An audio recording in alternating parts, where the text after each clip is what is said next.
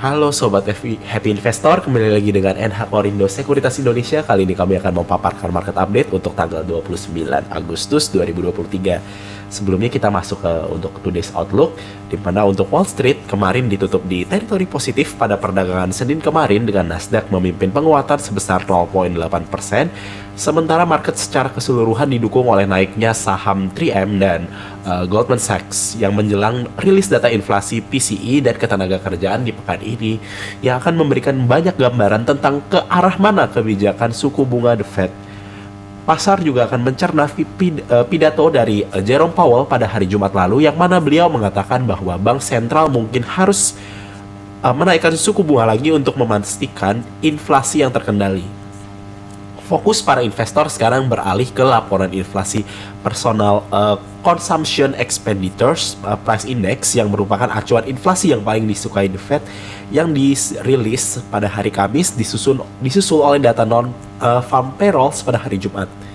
Kemudian saham-saham perusahaan China yang melantai di bursa Wall Street juga turut rally naik di atas 2% secara China memangkas ongkos materai trading saham yang selainnya memperlunak persyaratan margin efektif Senin ini demi menggairahkan pasar sahamnya. Pagi ini Jepang baru merilis data unemployment rate sebesar 2,7% di bulan Juli, meningkat 2,5% di bulan sebelumnya. Hari ini para pelaku pasar akan memantau ketenagakerjaan Amerika Serikat pertama yang akan dipublikasikan, yaitu JOLTS job openings bulan Juli beserta consumer confidence untuk bulan Agustus yang diramal sedikit turun ke 116 dan 117.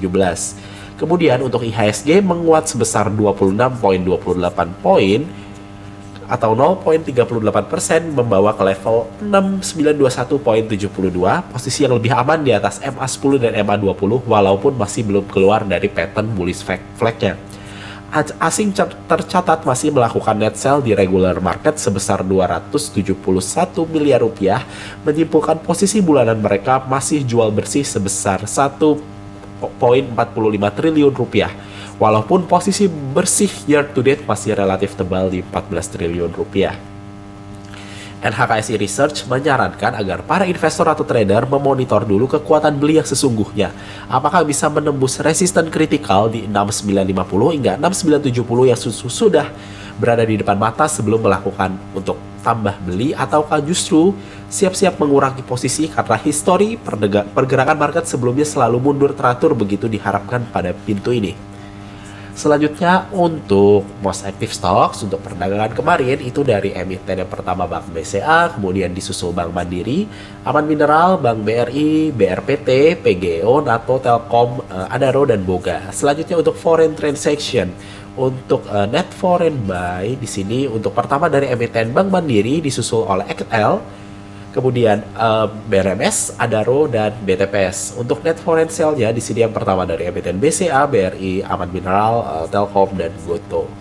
Selanjutnya kita masuk ke domestic news, di mana untuk dari domestic news permintaan komputer bergairah, industri elektronik tumbuh 17,32%. Moncernya permintaan komputer sepanjang kuartal 2 tahun ini memberikan kontribusi positif terhadap pertumbuhan kinerja industri barang dari logam, komputer elektronik, barang elektronik, optik, dan peralatan listrik. Sektor elektronik ini tumbuh 17,32% year on year.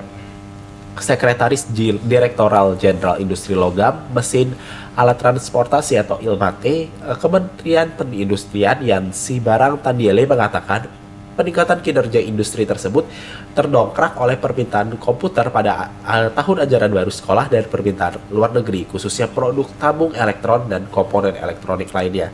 Berdasarkan catatan Direktorat ILMATE Kemenperin, pertumbuhan sektor ini secara tahunan tumbuh 12,16% year on year pada kuartal 2 tahun 2023. Sementara itu, kontribusi sektor ini pada kuartal 2 tahun 2023 sebesar 4,15% terhadap PDB nasional atau mencapai 25,44% terhadap PDB industri non-migas. Selanjutnya, untuk dari Global News, ini Rusia mau bangun perusahaan ekspor pupuk untuk memperkuat pengaruh harga global. Rusia kini mempertimbangkan untuk mendirikan perusahaan perdagangan terpadu untuk mengekspor pupuk dalam upaya meningkatkan pengaruh harga di pasar global. Menurut laporan Bloomberg Senin kemarin, ide ini telah diusulkan oleh pendiri Uralchem PJSC Dmitry Mazepin dan telah dibahas oleh Menteri Perindustrian Denis Manturov dan Perdana Menteri Mikhail Mishustin. Menurut pada sumber, belum ada keputusan yang diambil dan belum jelas usulan ini dibahas kembali.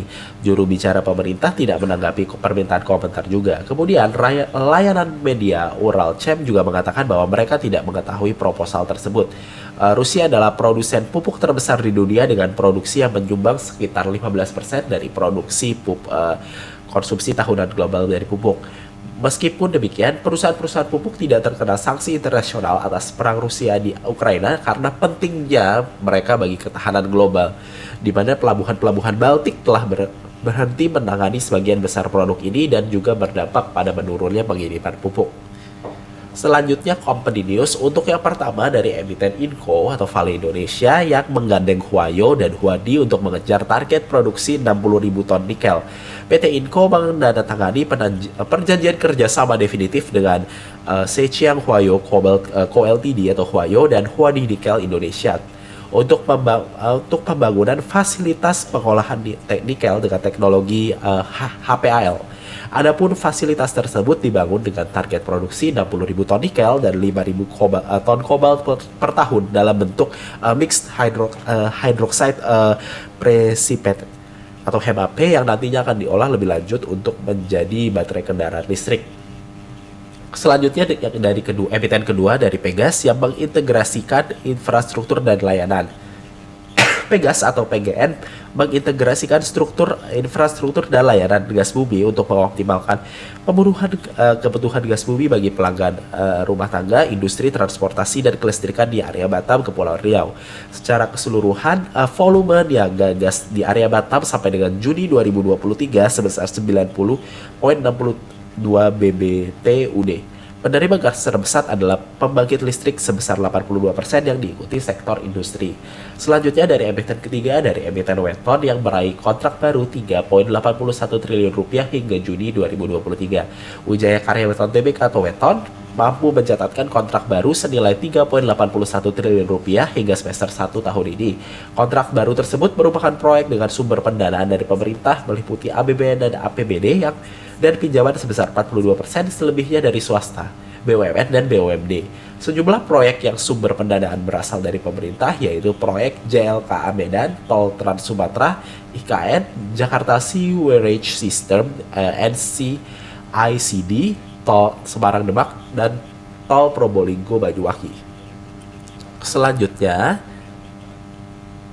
untuk agenda global dan domestic economy calendar yang ditunggu itu untuk hari ini, hari tanggal 29 ditunggu dari Amerika Serikat itu confidence about consumer confidence itu di jam 9 malam waktu Indonesia Barat nanti, dan dari Jerman GfK consumer confidence.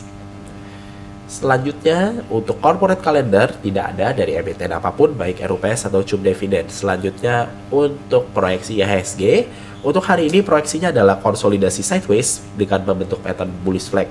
Level support ada di 6.900, 6890, 6850, 6820, 6765 hingga 6740. Resisten di 6940, 6950 hingga 6970 dan angka psikologis 7000. Advice-nya wait and see dan average up accordingly.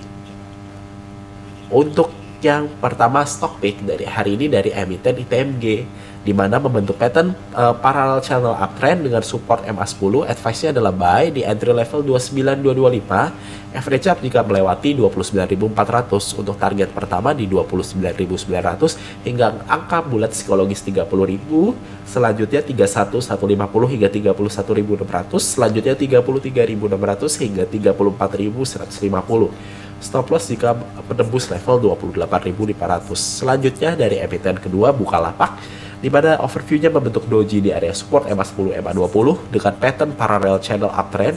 Advice spekulatif buy di entry level 234, average up jika melewati 238. Untuk target take profit ada di 246 dan 260, stop loss jika melewati 220.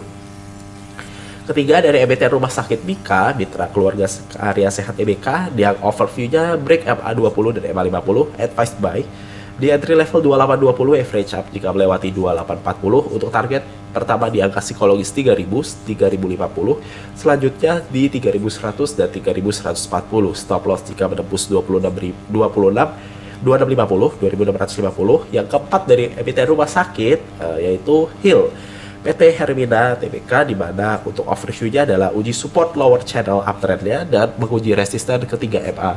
Spekulatif buy di level 1400, average up jika melewati 1420. Target pertama di 1450, selanjutnya 1500, 1530 hingga 1545 dan 1600. Stop loss jika melewati 1380. Yang terakhir dari emiten farmasi Kalbe Farma Tbk KLBF, yang overview-nya adalah uji support dari level previous low, RSI positive divergence di mana menguji resisten MA10 dan MA20. Advice spekulatif buy di entry level 1805, average up jika melewati 1845. Untuk target pertama di 1905, selanjutnya di 1945, 1970 hingga angka psikologis 2000 dan selanjutnya level 2050. Stop loss jika melewati 1750. Itu saja Sobat Happy Investor untuk paparan market update sekaligus stock pick untuk tanggal 29 Agustus hari ini. Terima kasih telah menyaksikan. Happy trading!